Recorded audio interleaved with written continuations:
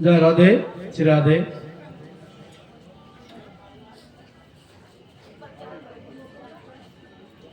जय निताई, जय गौर, जय हरि। हरे कृष्णा कृष्णा कृष्णा हरे हरे, हरे राम राम राम हरे हरे।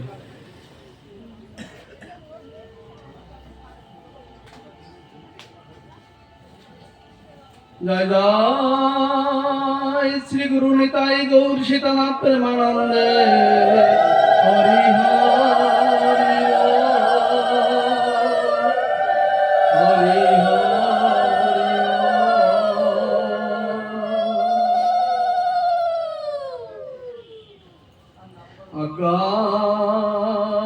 अज्ञानतिमिरन्धस्य ज्ञानञ्जनशलाकया चक्षुरुन्मिलितं येन तस्मै श्रीगुरवे नमः।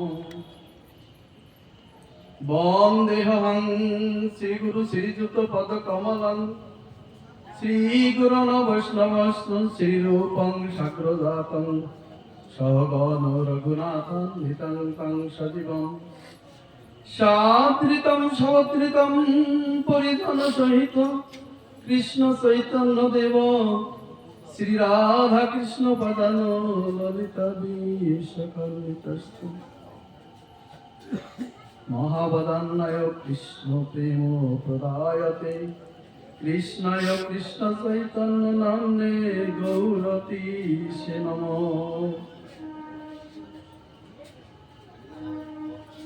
वृन्दाय तुलसीदेव प्रियाय केशवस्तु कृष्ण भक्ति पदे देवी सत्यवत्यै नमो नमो। हे कृष्ण करुणा सिंधु दीनबंधु जगतपति गोपेश गोपिका कांत राधा कांत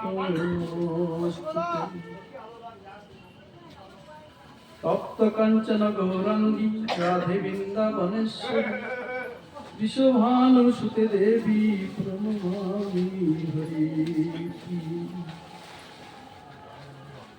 तमादिदेवं पुरुषप्रधानं कमलवर्णं सुहितवतरं अपार संसार समुद्र सेतु भजमहि भगवतं नारायणं नमस्कृतं नरं चैव नरोत्तमं देवीं सरस्वतीं तस्मै वैष्णव ततो जयमुदीरये। ओम नमो भगवते वासुदेवाय नमः। ओम नमो भगवते वासुदेवाय नमः। ओम नमो भगवते वासुदेवाय नमः। सर्वाग्रे परम पूज्य परमाराध्य गुरु महाराज বৃন্দাবন রাধাকুণ্ডস্থ রাধা চরণাশ্রিত অষ্টোত্তর শত হিরণ্ময় গোস্বামী মহারাজের রাতুল চরণে অনন্ত কোটি দণ্ডবত প্রণাম নিবেদন করে তৎসহ তৎপর গুরু পরম্পরার শ্রীচরণে অনন্ত কোটি দণ্ডবত প্রণাম নিবেদন করে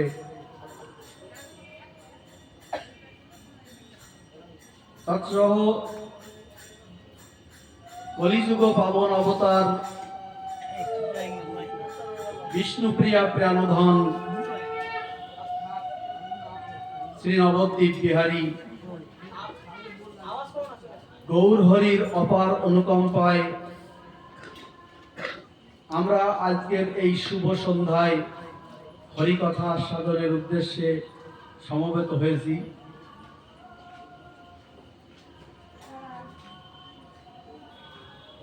উপস্থিত সমস্ত ভক্তমণ্ডলী ও মায়েদের তৎসহ ছোট বড় সবার প্রতি শ্রদ্ধা ভালোবাসা চরণধুলি মস্তকে ধারণ করে আজকের এই ভাগবত কথা আমরা প্রারম্ভ করতে যাচ্ছি। তো আজকের খুব গুরুত্বপূর্ণ একটা দিন। আজকে হোলি উৎসব, আজকে দোল পূর্ণিমা।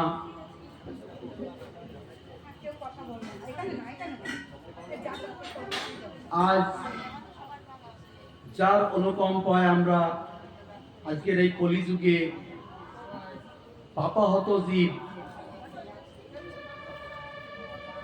আমাদের উদ্ধারের জন্য যিনি প্রেম বর্ষণ নিয়ে এসেছেন, প্রেমের বাড়ি নিয়ে এসেছেন, সেই মহাপ্রভুর আজ আবির্ভাব তিথি। তো আবির্ভাব তিথি প্রতি বছরই একটা আসে।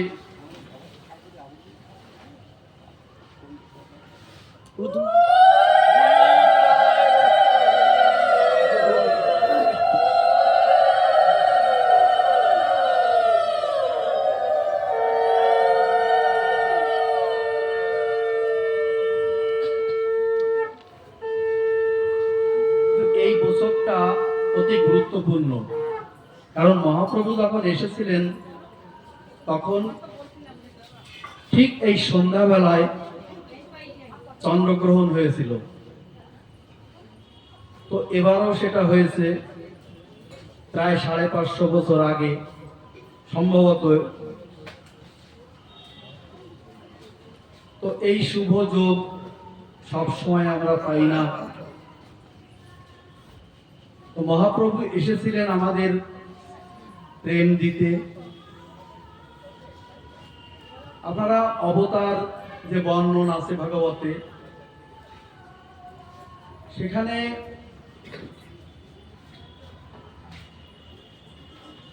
গৌর হরির ডাইরেক্ট অবতারের কথা নেই। অলক্ষ্যে আছে, অন্য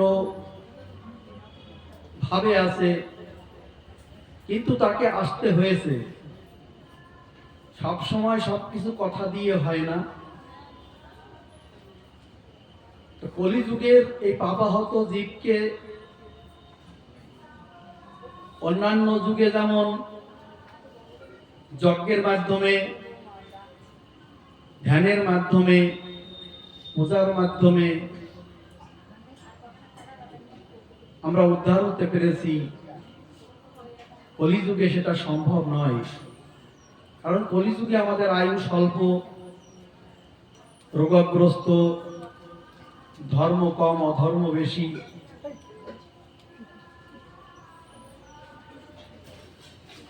ভগবান শ্রীকৃষ্ণ দেখলেন এই কলিহত এই জীবকে উদ্ধার করবার জন্য আমাকে অবতীর্ণ হতে হবে। তাই মহাপ্রভু ফাল্গুন মাসের এই পূর্ণিমা তিথিতে 1507 খ্রিস্টাব্দে এই জগতে আবির্ভূত হয়েছিলেন করুণা করবার জন্য। তো অনর্পিত চরিং চিরাত করুণায়বার তিন্নং কলৌ, অর্থাৎ তিনি করুণা করতেই এসেছিলেন। তো আজকে আমরা যেহেতু ভাগবত কথা, ভাগবতের একটা দুটো শ্লোক আমরা উচ্চারণ করব। শ্রীমদ্ ভাগবত প্রথম শ্লোক। সচ্চিদানন্দ বিগ্রহ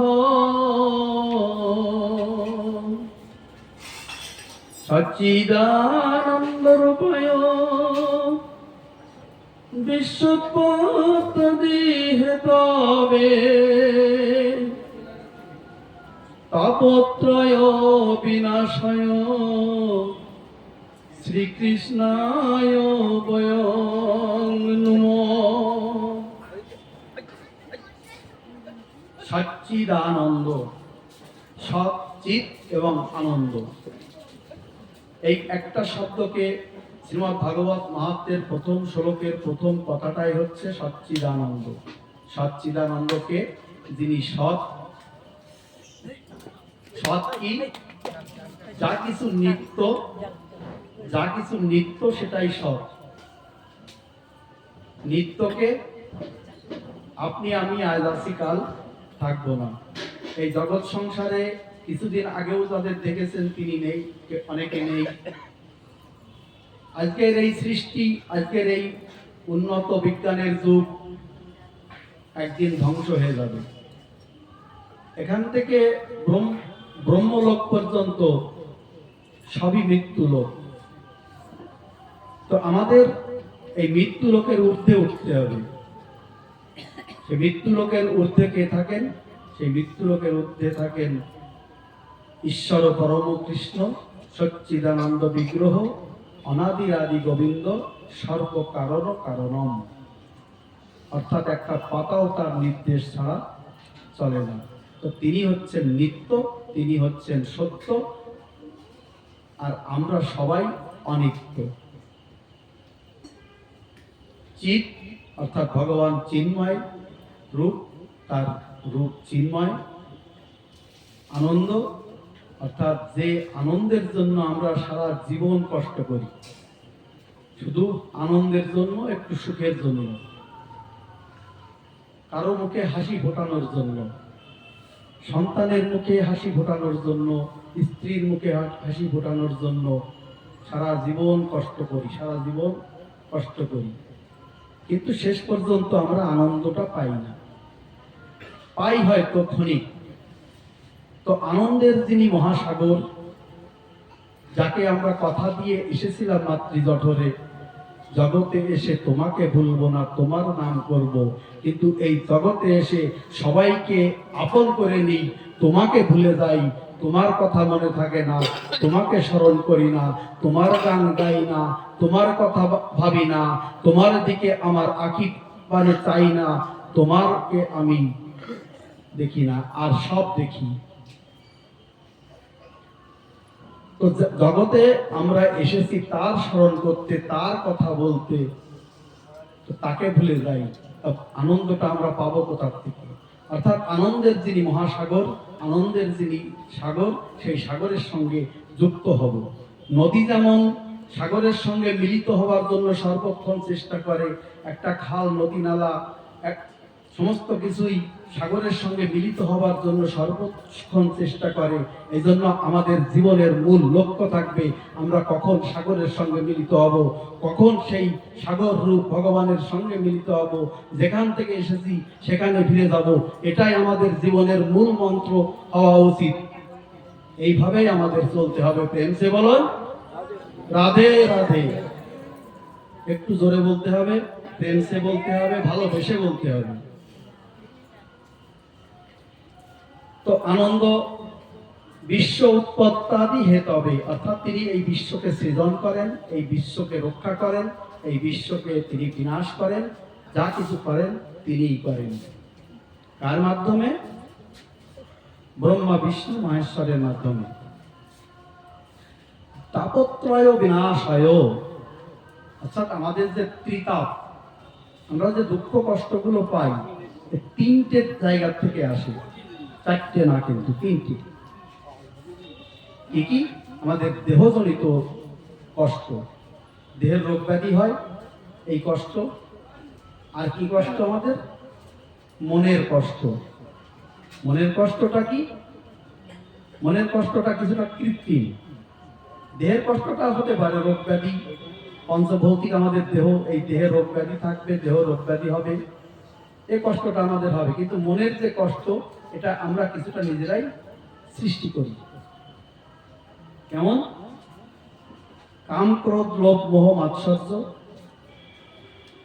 আমার অতিরিক্ত কাম নেই, তাই আমার কষ্ট। আমার লোভ, মোহ, মাৎসর্য, এ সবই যখন আমি ভগবত বিমুখ করব, জগতের প্রতি শুধু দেব, তখন কিন্তু আমার মনে কষ্ট হবে। সব থেকে বড় বিষয় যেটা, সেটা হচ্ছে কাম, ক্রোধ, লোভ, মোহ, মাৎসর্য। এই মাৎসর্য দোষটার জন্য আমাদের মনে সব থেকে বেশি কষ্ট। মানে আমার থেকে কেউ বড় হয়ে যাচ্ছে, এটা আমার কষ্ট। আমি একটা ছোট ঘরে আছি, আমার পাশের বাড়ি 3 তলা হয়ে যাচ্ছে, এটা আমার কষ্ট। কিন্তু জানবেন, ওই কষ্ট করে মনের দুঃখ বাড়ানো, মনের রোগ ব্যাধি বাড়ানো ছাড়া আর কিছুই না। কারণ আপনার জীবন গঠিত হয়ে আছে, আপনার জীবনটা সৃষ্টি হয়ে আছে। আপনি যখন জন্মগ্রহণ করেছেন, মাতৃ জঠরে যখন এসেছেন, তখনই আপনার জীবনের ক্যাসেটটা তৈরি হয়ে আছে। কেউ ইচ্ছা করলেই আপনাকে কোটিপতি থেকে টেনে নামাতে পারবে না, আবার কেউ ইচ্ছা করলেও আপনাকে কোটিপতি তৈরি করতে পারবে না। অতএব আমাদের যে জীবনটা আমরা নির্বাহ করছি, এই জীবনটা হচ্ছে প্রারব্ধ। আমি পূর্ব জন্মে যে কর্মটা করে এসেছি, সেই কর্মের ফলটা আমি পাচ্ছি। তো এর জন্য দুঃখ পাওয়ার কিছু নেই, হিংসা করবার কিছু নেই। যেটুকু পাচ্ছেন, যেটুকু আছে, ওইটুকু নিয়ে সন্তুষ্ট থাকুন, ভগবানের সঙ্গে যুক্ত হয়ে থাকুন। ভগবানের সঙ্গে যুক্ত হয়ে সংসারকে করুন। সারি অনাচার করো, কৃষ্ণের সংসার। এভাবে করলে আমরা সেই আনন্দকে থাকতে পারবো। এবং আমাদের যে তাপত্রয়, অর্থাৎ 3টে, যে আরেকটা তাপ হচ্ছে দৈবিক। এই যে ভূমিকম্প হলো 2 দিন আগে, এই যে প্রাকৃতিক বিপর্যয়, এগুলোও কিন্তু হতে পারে, এই কষ্টগুলো আমাদের আসতে পারে। কিন্তু এই কষ্টের মধ্যেও ধরুন ভগবানের সঙ্গে যদি কেউ যদি যুক্ত থাকে, ভগবানের সঙ্গে যুক্ত থাকলে এই কষ্ট বেশিক্ষণ স্থায়ী হতে পারে না। বেশি না, শুধুমাত্র গীতাটা সবার একটু জানা দরকার। গীতা যদি একটু পড়া থাকে, একটু বুঝেও যদি পড়তে পারেন, আপনার জীবনে কষ্ট আসবে না। কষ্ট আসবে না, হ্যাঁ হবে। পুত্র শোক আসতে পারে, স্বামী শোক আসতে পারে, স্ত্রী শোক আসতে পারে, আসবে, কিন্তু বেশিক্ষণ থাকবে না। গীতার কোনো একটা শ্লোক আপনার জীবনে এসে যাবে, তখন আপনি মনে করবেন এটা আমার প্রারব্ধ ছিল, আমার কর্ম ছিল, আমার কর্মফল ছিল, তাই আমি এটা ভোগ করছি, এটা আমার ছিল। তাই তাপত্রয় বিনাশায় যিনি করেন, যিনি সৃষ্টি স্থিতি পালন করেন, সেই ভগবান শ্রীকৃষ্ণকে আমরা প্রণাম করি। শ্রীকৃষ্ণ অর্থাৎ রাধা কৃষ্ণ।